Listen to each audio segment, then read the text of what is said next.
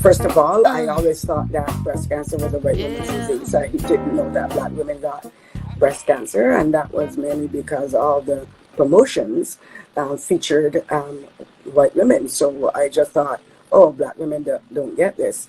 And then, lo and behold, I was diagnosed with stage 3 advanced breast cancer.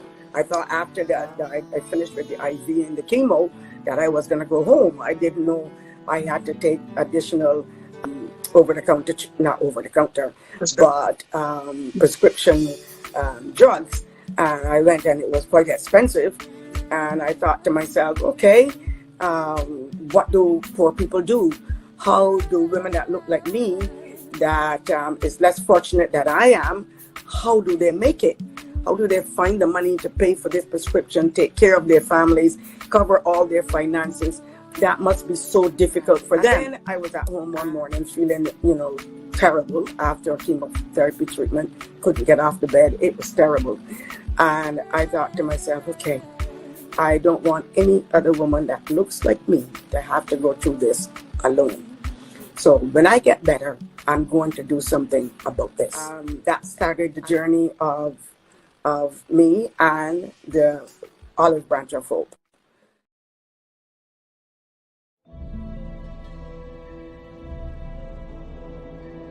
The Olive Branch of Hope's office is situated on Indigenous land. This is the traditional territory of the Haudenosaunee Confederacy, the Wendat, and the Mississaugas of the Credit First Nation. The Olive Branch of Hope gratefully acknowledges these Indigenous nations for their guardianship of this land. The Olive Branch of Hope also recognizes stolen people from across the world who have inhabited this land by force.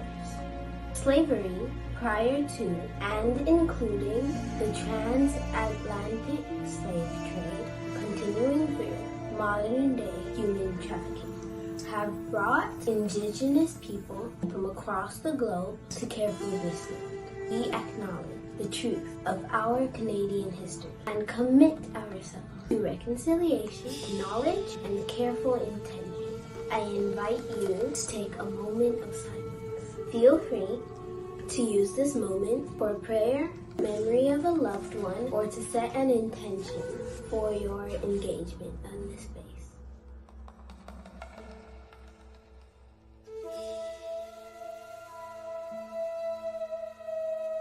Thank you for holding this moment of silence with me.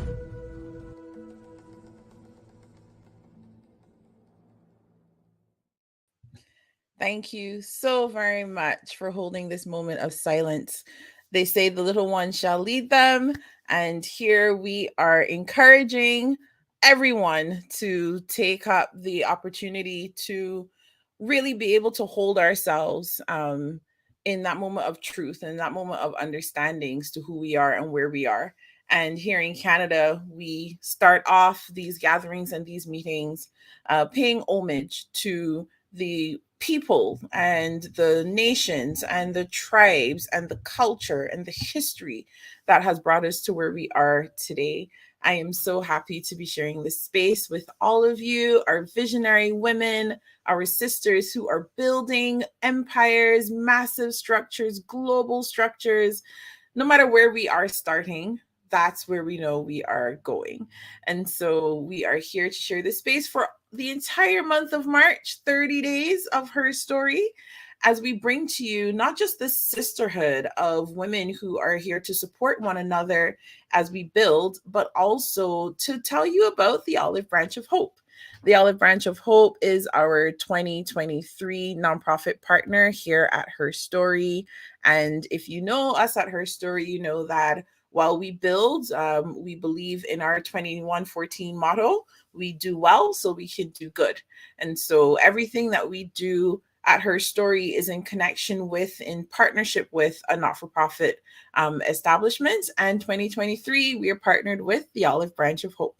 The Olive Branch of Hope has been serving throughout Canada and the Caribbean for over 20 years, creating sacred space for women of African ancestry whose life have been impacted directly by breast cancer. And the organization continues to grow and flourish under leadership of President and Executive Director Leela Springer and her team, the members of the board of directors, the volunteers, everyone who works together to make this organization as phenomenal as it is and to continue to deliver to our community. And this month, in that it's Women's HERstory Month, is also Lymphedema Awareness Month. And we are telling everyone about lymphedema, which is a lifelong condition that can be developed after women or while women are receiving treatment for breast cancer. So we'll talk a little bit more about that afterwards. But for right now, I want to bring up onto the stage the lovely Neisha Samuels. Here we go. There you are, Neisha. How are you?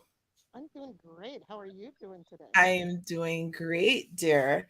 And I just want to make sure everyone can hear you. Oh, you know what's happening? My audio is all wrong. That's why I can't hear you. I got you covered. Don't worry about it. We got you Okay. good. Yeah. Okay, my dear. So let's jump in here. I have had the pleasure of meeting you. And if you guys were paying attention and you watched day 11, then you would have met Nisha's daughter, the incomparably articulate, very deep, very intuitive, lovely young lady that we had on, Rihanna Samuels, yesterday for day 11.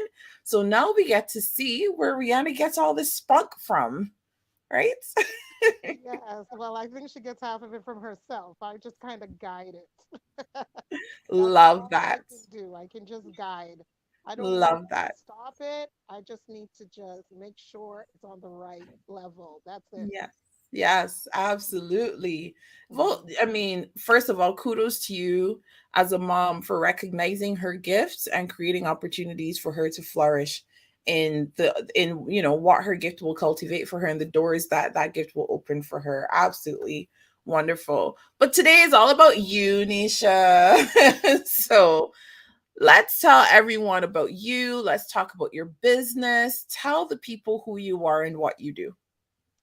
Well, my name is Neisha Samuels. I actually have Alraz Design and Aphrodisia. Now, Alraz Design is the mother of mother companies, and then we started going for Aphrodisia. When I was younger, the one thing I realized was we were not having enough clothing that actually represent us.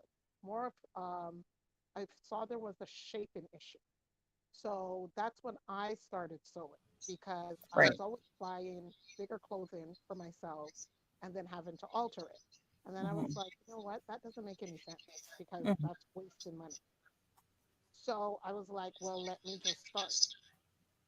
So I started, but I started doing hair scrunchies. So you have to start small to get big. So I started with hair scrunchies, then I moved on up to my grade 10 class. We had a business assignment and you had to have an operating business. So I made skirts and sold the skirts. Um, I ended up getting an award because I made like $320. And back in the day, $320 was a lot. Like $20 could buy you groceries. Not anymore. But that's how I started. People started asking me, well, why are you not sewing? Then, of course, I was experimenting. I went to church, and every weekend I had something new because, I had to be different and show off and be showstopper, as then call it. Um, but then people started asking, and then I was like, okay, let me see. And then I started getting serious about that. Fast forwarding now to where we are now, I ended up doing a line called Aphrodisiac, and Aphrodisiac is our pampering line.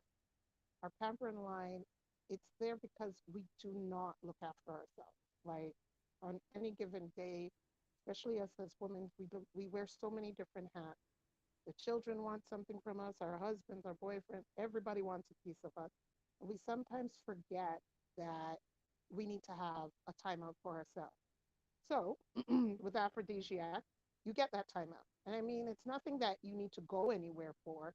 It's literally like uh, bath for like a half an hour with our beautiful bath salt, candles that you can use. Even like this weekend, I created like a little space in my living room that it was just like a bunch of fabric on the floor with some throw pillows and some candles. Had the kids over at my mom's house and just chilled. Drank some non-alcoholic wine and then just enjoyed myself for a minute and just reflected. And I think sometimes we need to do that no matter what's going on. Take time out, refresh, get back to our thought process because a lot goes on and we need to sometimes shut out the world to um, make sure we're okay.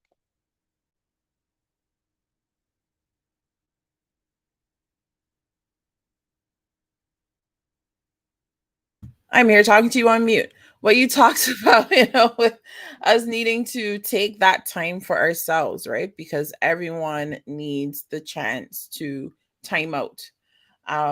But we are the one group of people who are least likely to take the timeout chance.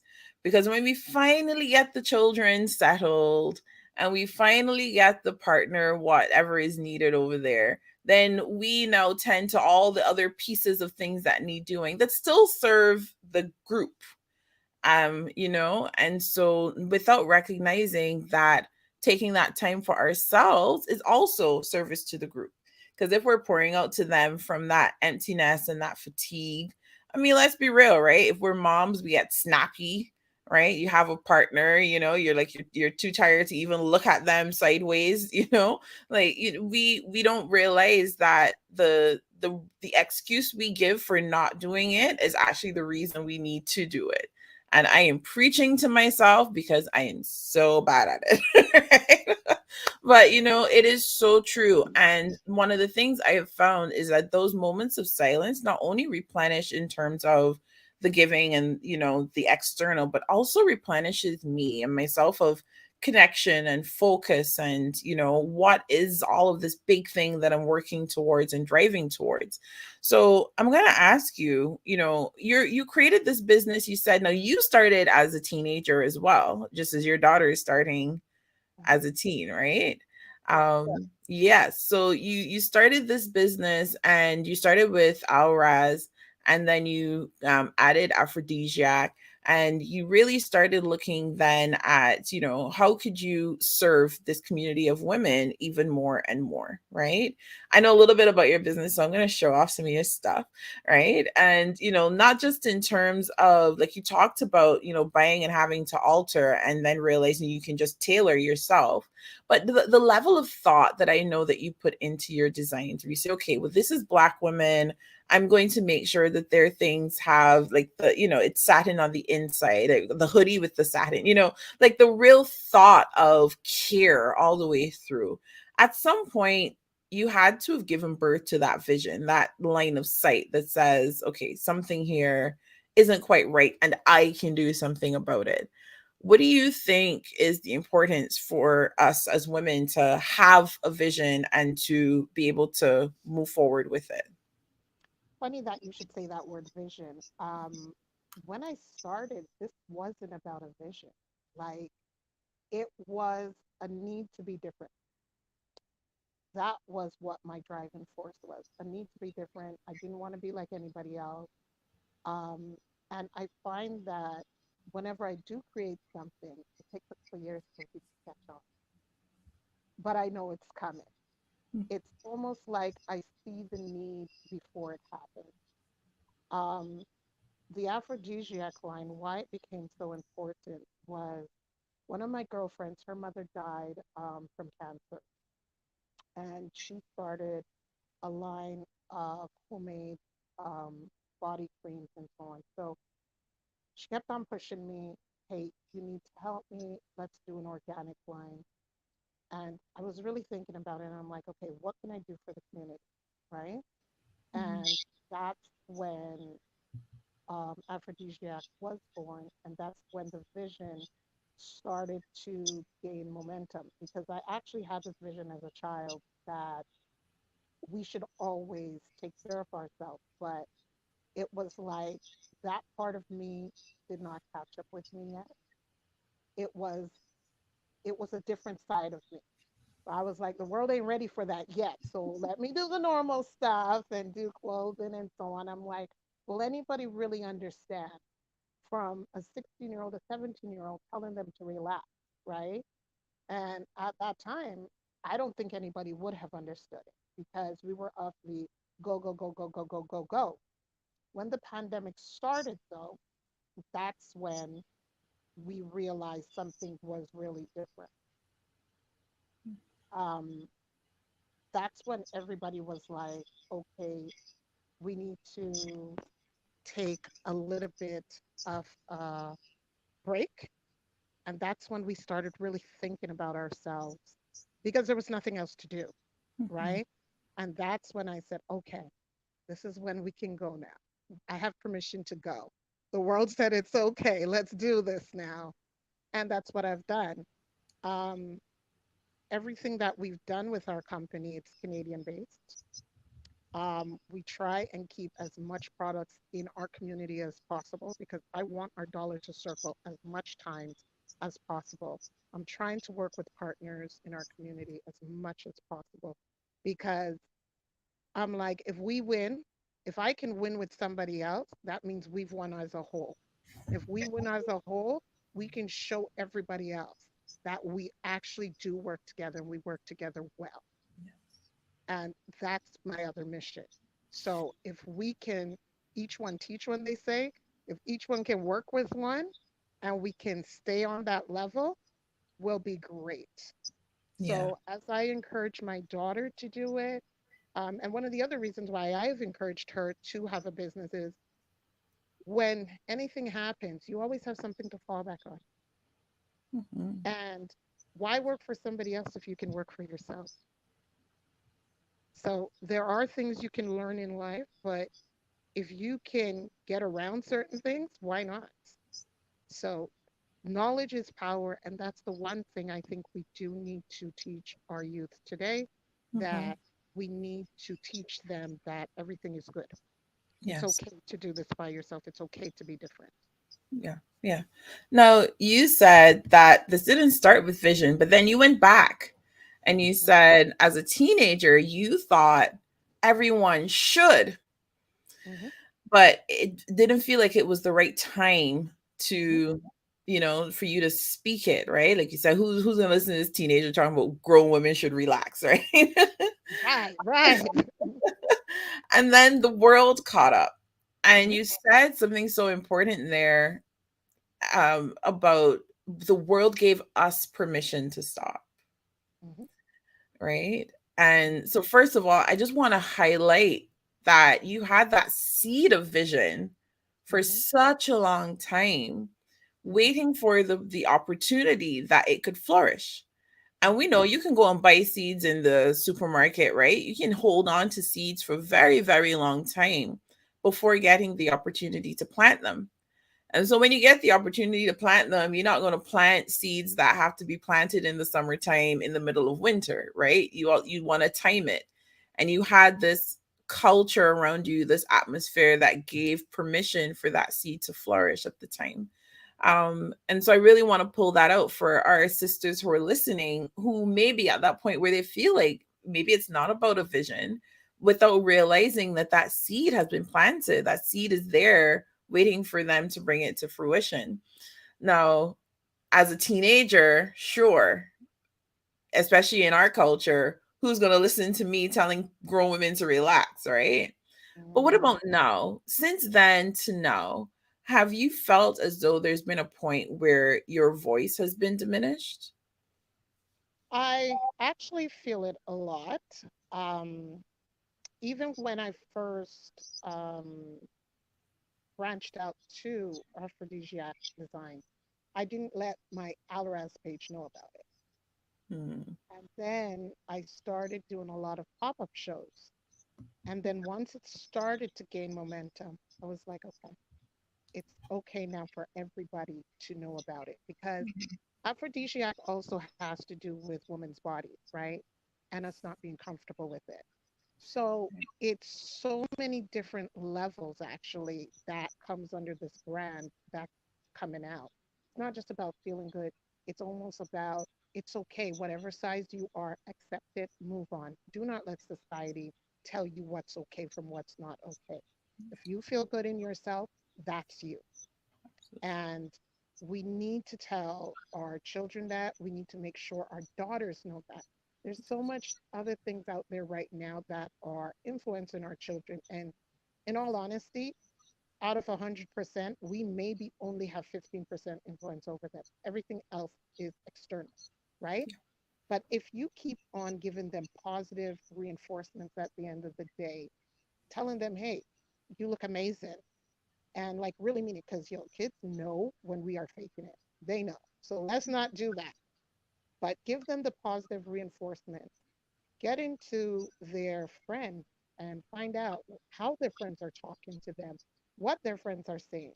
Because what you can be encouraging could be being undone on the opposite end because of what other girls are hearing from their homestead, or what they can be hearing from men in general, because that's where our standards are based.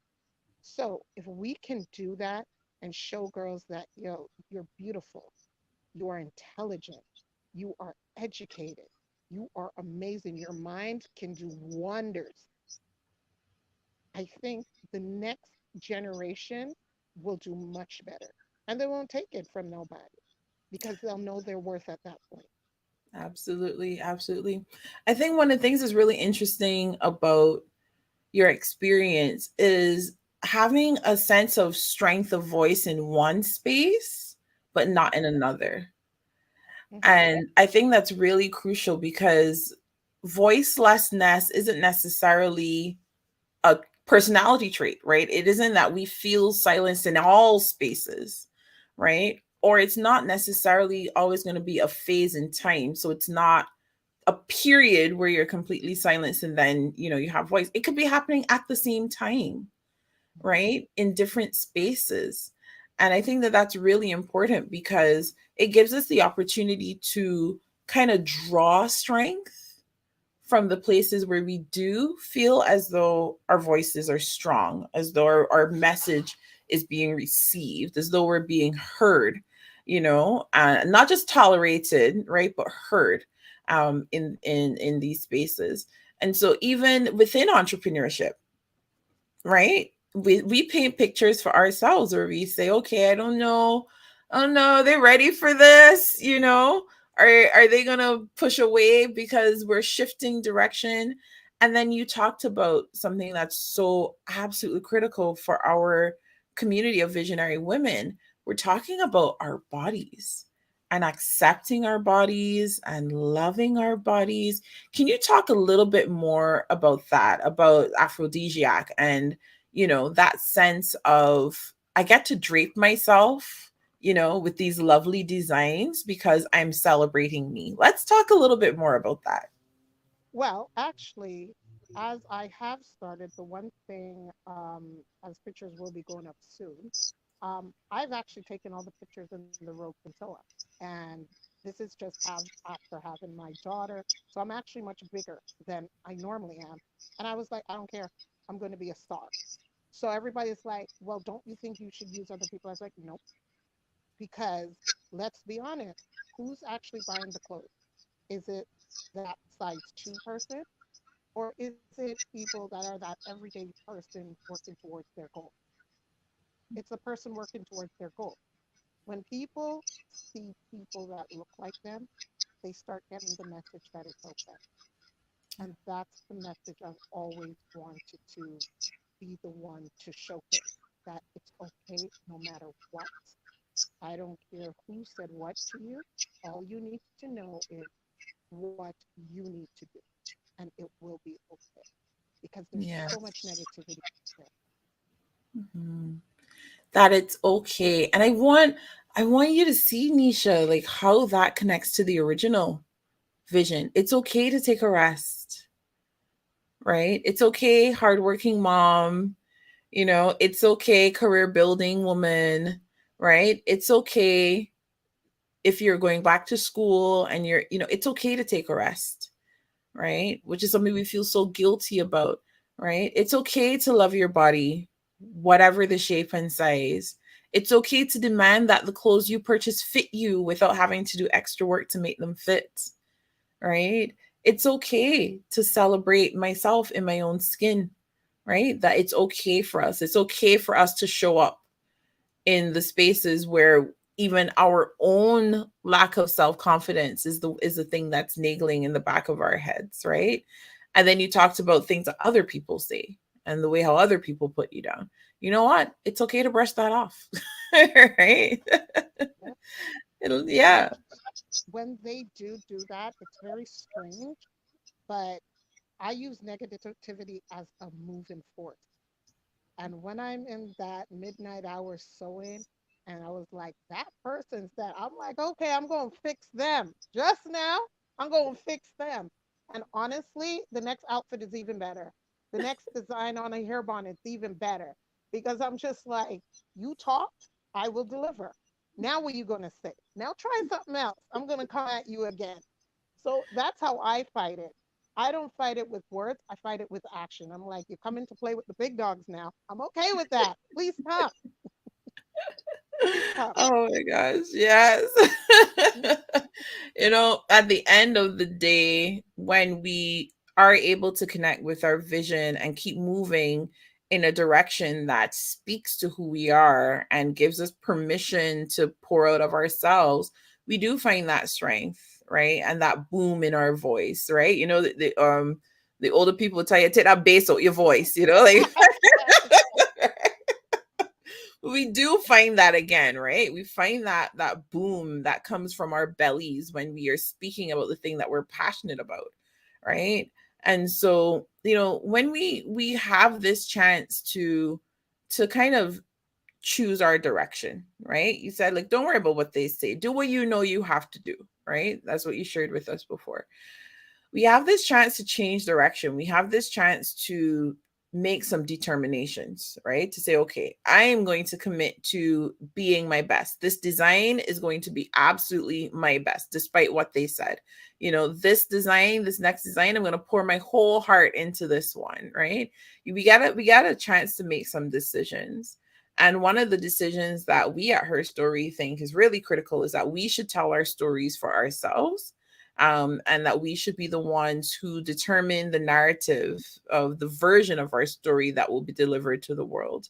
Well, do you think it's important to write the version of your own story that you think other people should become familiar with? I believe you should because it's almost like when somebody's gossiping about you, right? They're talking, talking, talking, talking. There's so much different versions of the same incident, and nobody know what happened, right? So it's always like it's her story, their story, and then your story, right? My thing is, I always do collateral damage first. I'm going to talk my story first. You can take what you want to take from it, but as long as I can stay true to myself, that's who I need to. Because when I close my eyes, that's the only person I actually have to give account to myself. And including that, when I do talk about this, we're also talking about that imposter syndrome voice. We need to be so careful of that. That imposter syndrome can make or break you. Shut it down. Shut it down. It sneaks in, and if you do not watch it, it takes up residence like it's paying your rent or paying a mortgage, and you can't have that. So always try when that negativity comes through, get something positive to replace it. Anything. Absolutely. For us to understand that we are in our lives, but people are watching and they're taking their perspectives. And you said it's so true. It's like gossip, right? All these different people have all these different perspectives of your own life, right? Our own lives. They have their own summaries and takeaways and whatnot. And it really does come down to, can I rest at night knowing that my truth has been spoken and heard? You know, am I going to allow it to boil down to what everyone else has said? or will I get the chance to speak my truth? And that is so absolutely powerful, Neisha, what you said, right? Because it is when we can rest at night knowing I have spoken my truth. I know who I am and where I am right now in this moment. And I'm happy to be here. I have things to work towards, but I'm happy to be here. That is what starts kind of chipping away at that imposter syndrome, you know, that ask us, well, who are you to be in this space? Who are you to hold space here? Who are you to have a voice here? Right? You have an opinion? Imagine that. Yes, yes. So, I mean, talk a little bit about in entrepreneurship, you know, overcoming that imposter syndrome, because it's one thing for us to give the ladies, like, you know, the instruction, because we know for sure we got to get rid of it. But do you have any tips, anything you've tried that worked once, you know, anything that would help us to be able to start to dismantle, you know, the lies that we don't belong where we are? First of all, get all the negative people out of your life. That's the one big thing. Surround yourself with people who have like-minded goals with you. Not Yeah. necessarily in the same business or whatever, because the entrepreneur life is a hard life. I won't lie. It is very hard. You do sacrifices. You may not be able to go to that party you want to go to. You may want to go to sleep today. You can't go to sleep because you got an order to do. So that part of it is hard. But you also need to have people that at the midnight hour you can call when everything looks like it's falling apart. You can cry and they'll listen, and then they're like, are you done? Now get up and get some work done, right? um I have a couple of people like that in my life, and they're just like, excuse me, what are you making up noise about? Aren't you the amazing person? Like, aren't you like when I like sell one of my new products, I'll call up on my friend. I was like, hey, it's sold. Like, they understood it because I was at the Black Ball and like all of our bonnets sold out. I called my friend. I was like, oh my goodness, it's sold out. He was like, and aren't you the great aphrodisiac? I was like, okay, I hear you. So that is the number one thing, I'll say, because if you do not have the right people around you, not only will you burn out, that imposter will stick to you like glue, and there's nothing you can do. Also, Absolutely. have uplifting music around you, uplifting movies, watch them. Um, Even getting up early in the morning and just going out on your balcony or going outside of your house and looking at nature and breathe in and out that fresh air makes a big difference. Winding down before going to bed makes a big difference. Exercising makes a big difference. All of these little things always do bigger. And I had my friend tell me that one day because I was like, oh my gosh, I have to get this done. I have to get that done. I can't do this. And he's like, okay, first breathe because you really need to breathe. And then he said to me, if you do small things, the small thing, every small thing will yield you something bigger. So stop looking at the big picture and start taking those tiny, minute steps. And by the time you look around, everything will be done. I was Yes, like, yeah. yeah, right. But then I did it and I started seeing results. So I was like, okay, maybe you're right. Amazing. So Yeah. amazing. The small things. And going back, getting rid of the negative people, that's a Mhm. big thing. And we got to work up towards that, because the unfortunate thing is many of those people are the closest, right? Much so. Because if Very they much were so. if they were distant when they speak it, you know, but when they're close, their words have impact. And so sometimes, unfortunately, we have a lot of our visionary women who find themselves in that place where, you know, when you think about the negative voice in the back of your head, it actually sounds like a specific person. Oh, yeah. Oh, yeah. Right. And so, you know, starting with those small things that you mentioned, right? The care for self, the exercising, the music, the winding down, you know, all the things that we know we're supposed to do that we don't do. Drink more water, you know, Turn off your blue light on your phone. Don't look at your phone for 30 minutes before going to bed. All the things that we've heard that we don't do. Eat more vegetables, all them things. When we start with the small self-care pieces, then we start to realize that the voice we're hearing isn't matching the voice on the inside.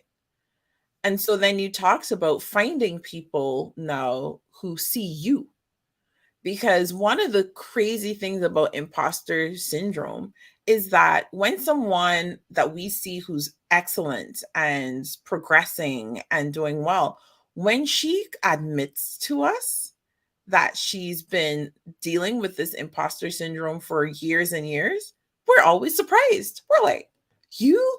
No way. Right? And so when people from the outside who actually see you, can come back to you and say, oh, hold on now, hold on. I gave you your 10 minutes to cry on the floor and to go into a fetal position. I give you 10 minutes to get it all out.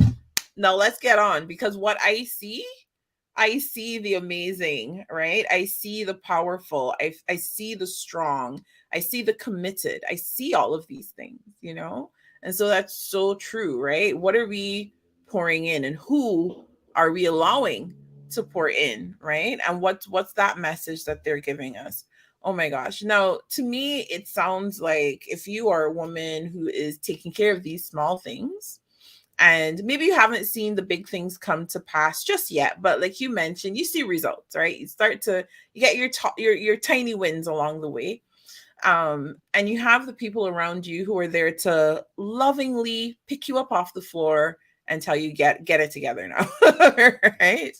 And you have all of these people around you and the support around you, and your vision is getting more clear, your voice is getting stronger, you're taking some determination of the version of your story that's delivered to this world. We at HERstory think that once we do all of these things, that we can experience not a moment of victory, but a life of victory. We can walk in victory as just a daily sense of being. When you hear a word like victory, what image comes to your mind? As weird as this sounds, it sounds, when I see victory, it's like the clouds open, kind of sun coming down, the rainbow.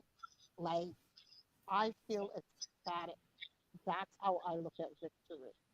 Um, when I'm trying to do something and I can't figure it out, like for the life of me, I can't figure it out because how I look at stuff is really weird. I look at it completed and then I take it apart in my brain. So when I can finally now actually do it from scratch to where I need to go, that is me. Literally, I get off the machine and start doing a happy dance. Like, it is the weirdest thing. My kids look at me scream, and I don't care. I do this happy dance and scream like I'm a baboon. I'm all over the place at that point, right?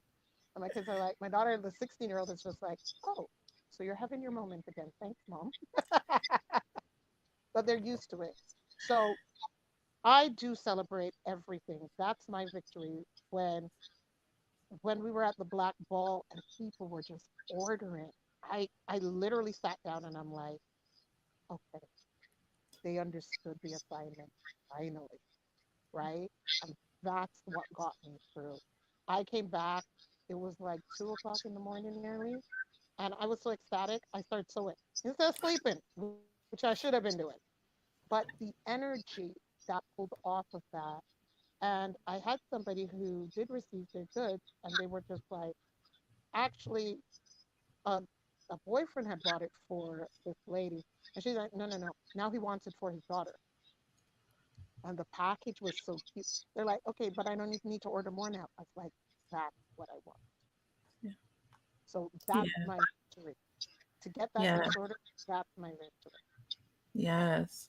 So having that sun shining down on you, feeling that warmth, seeing the clouds open up, the bright blue sky, all of this is what you feel when I've worked hard, I've pushed, I've promoted, I've committed to high quality, I've delivered, and now I'm seeing the fruit of my labor. We can just soak that up, especially those of us from warm climates, or lovers of warm climates. We could definitely conscribe to sunshine on the face as a feeling of victory for sure. Oh my goodness. Neisha, thank you so very much for sharing these insights with us. And I want to take the time to mention another visionary woman who comes from a warm, sunshiny place, uh, and who has been committed to delivering her vision to the world. Co-founder of the Olive Branch of Hope, Leela Springer. She's been on with us, so go watch day 8 in case you missed it. And that was actually Women's HERstory Day, so go make sure you catch that one. But she shares with us the challenges of being a Black woman in North America, having conversations around women's health, breast health, and really not feeling seen or heard or understood or accepted. And then making the decision to go create a space, not just for herself, but for other women to have that. And going beyond that very important and critical sense of acceptance and belonging to what physical help do they need? What actual resources do they need to have in their hands? And how can we get that to them? How can we support early breast screening? How can we make some noise so that younger women can be screened? How do we help in as many ways as we possibly can, has been the question for over 20 years. And the focus on delivery for that time. And so with the Olive Branch of Hope this year, we are, as I mentioned earlier, focusing on talking about this thing called lymphedema. So if you guys have seen me, you'll see that I wear a sleeve, see only on one arm. On this side, it's not a basketball sleeve. I'm not trying to be cool, I promise. Right? This is a specialized medical device because after the lymph nodes were removed, because cancer cells were found in my lymph nodes, the liquid that would normally filter through the lymph nodes doesn't know where to go, and it gets trapped in the muscles and in the wrong parts of the body, causing a lot of swelling and a lot of pain, and making really, general things in life and day-to-day life much more challenging. And so we're talking about this all year this year because we want, first of all, people to know and understand that this is a thing, right? So if you know of a woman who's had breast cancer, we want you to know that there's so much life afterwards. There's so much happiness. There's so much joy. There's so much contribution. But there are also continuing struggles. And so if you haven't reached out to her for a long time, just check in and see how she's doing. The end of chemo and the end of radiation is not the end of breast cancer for so many women. And so, we want people to know, first of all, this is a thing, right? So please, please, please don't, tap me on the shoulder when you see me. Be gentle, treat me gently, because you never know what is hurting at that point in time, right?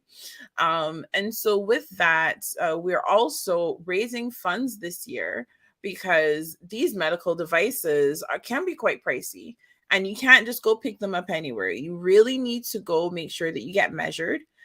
If you are at a point where you have too much congestion and you're way past the point for maintenance, you first need to get that addressed.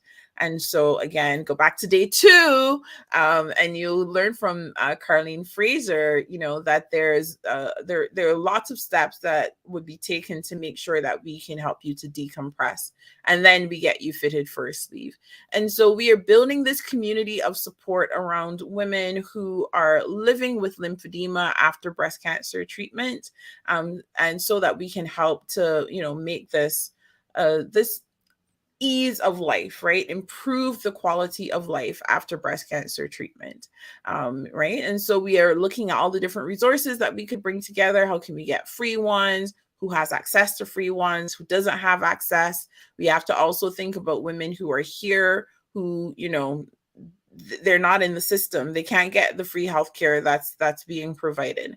And so how can we offer them whatever help we are able to? So join forces with us as we commit to this year of raising awareness and really zeroing in and focusing in on this topic. Go now to the website you see at the bottom of your screen. That's www.heysisterherstory.ca.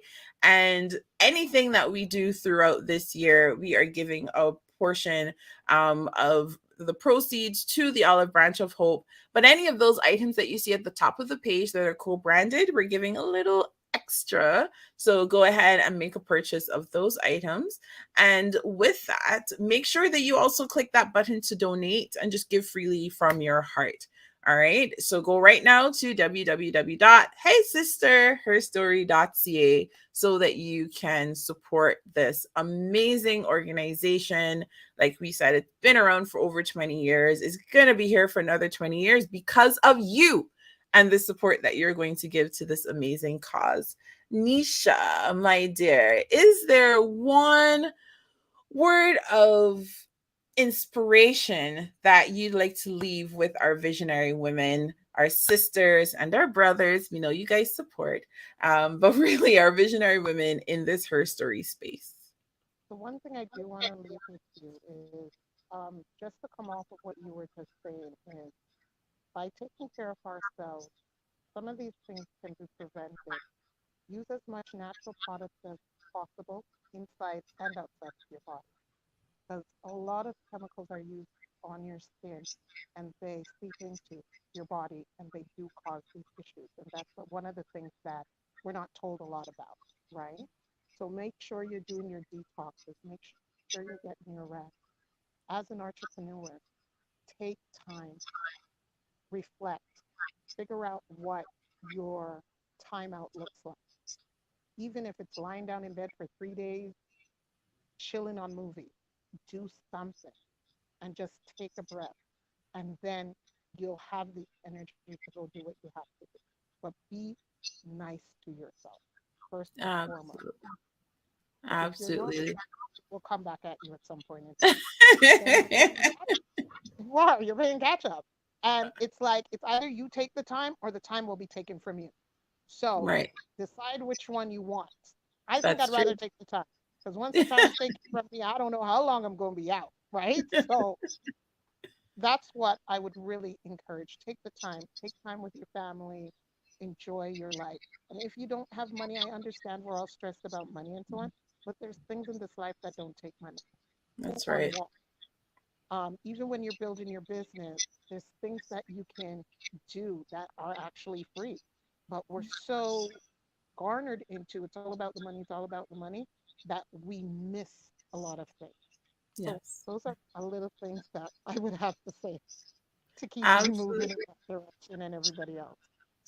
Absolutely, sisters. Let's be kind to ourselves. Let's watch what we put in our bodies and on our skin. We definitely highly promote risk reduction because we can do research and we can see what ingredients, or things that are inside of the cosmetics and all these things that we use are considered to be carcinogens. We can look at foods that we know are healthy and promote cellular health. We do tend to stay away from language on prevention because for a lot of women, breast cancer develops out of their genetics. And there's really no actual prevention for it. But at the same time, we definitely promote risk reduction. Learn about your own body's health, learn about the things, be intentional, right? About the things that we're putting into our bodies and putting onto our bodies. Absolutely 100%. And let's commit to that being kind to ourselves. Let's commit to that being, cherishing ourselves and making sure that we are like Nisha shared with you before, right? That you're giving yourself that opportunity to say, it's okay. It's okay, right? It's okay for me to be picky about the food that I put in. It's okay for me to, want to make sure I'm using all natural products. And it's okay for me to take this break as an entrepreneur. It's okay for me to take a walk. It's okay for me to take a pause. I suck at it. So I'm going to be using that mantra all this week, right? It's okay. It's okay to take a pause right now.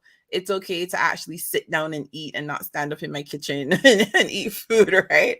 Like it's okay to do these things because we deserve, right? That's always the flip side, right? We deserve to take naps. We deserve to be cherished. We deserve to be treated gently, and we deserve to be supported in our big mission that we are delivering to the world. Neisha, thank you so very much, my dear, for being on with us today. Thank you for sharing your story and supporting our visionary women, no matter where you are in the vision, right? We had a 16-year-old on yesterday, an 8-year-old on before, you know, a 72-year-old on, like wherever you are in terms of understanding and honing this vision. My sisters, we encourage you to keep going, keep going.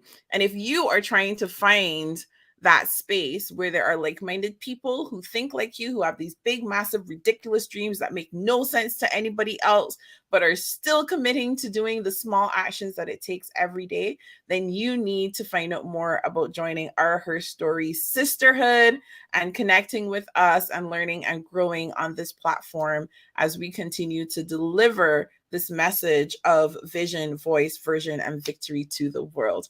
Thank you, ladies, so very much. And we're going to have Leela Springer lead us out before we head off. Thank you again, Neisha, for being here. Thank you for having me.